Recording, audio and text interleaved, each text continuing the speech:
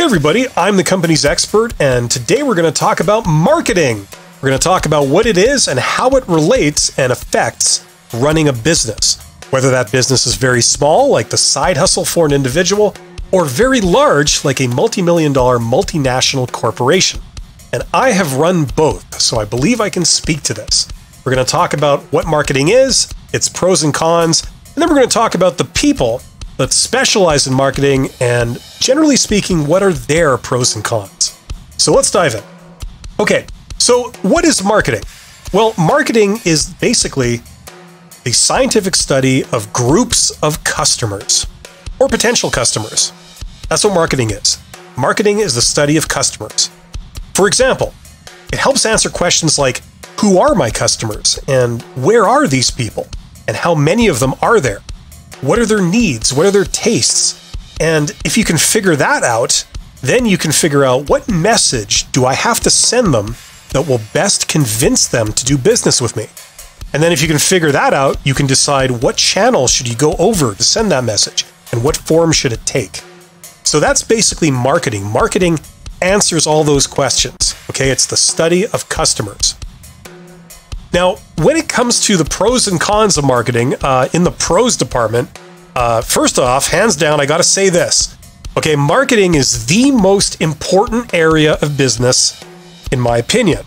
I've worked across 5 industries. I've worked all the way from the bottom, like entry-level jobs, all the way up to being CEO of a company.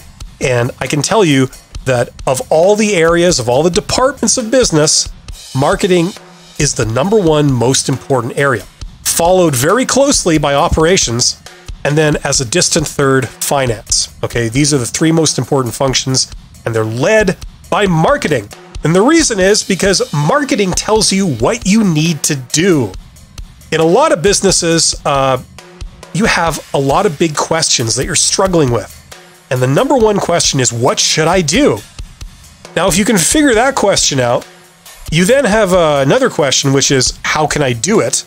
But that question, generally, that's a bit easier to solve. It's less of a challenge. The biggest challenge is knowing what to try and do in the first place, what direction you should go in.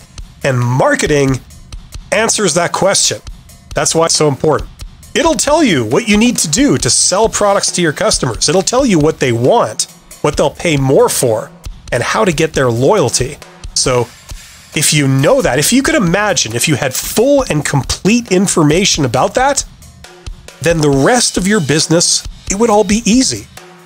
You would know exactly what to do. All you have to do is do it, and bam, tremendous prosperity.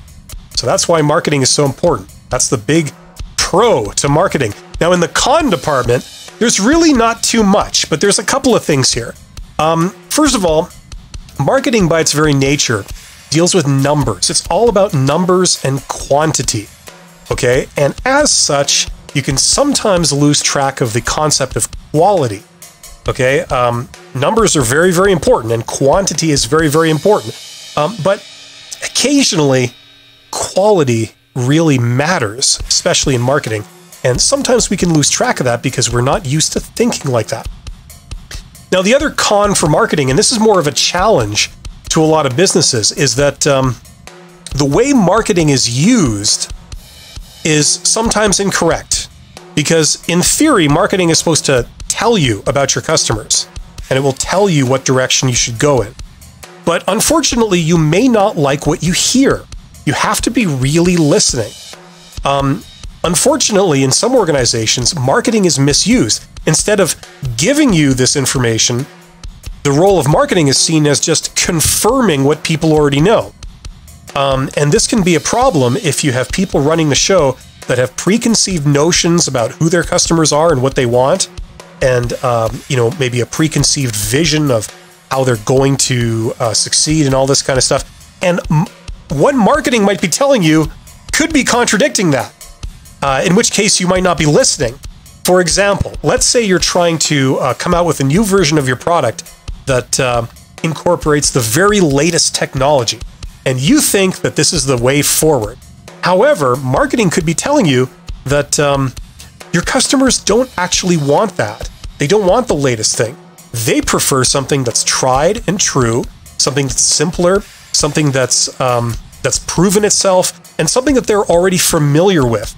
They would much prefer that, and they would pay actually more for that than giving them something new that they don't understand. As far as they're concerned, it's experimental, and this might be the message that marketing is giving you, and the problem is maybe you're not listening. Okay, so that can be a con with the whole marketing operation. You need to be prepared to listen to these people, or else it doesn't do you any good. Now, let's talk about the people, okay? The people who specialize in marketing.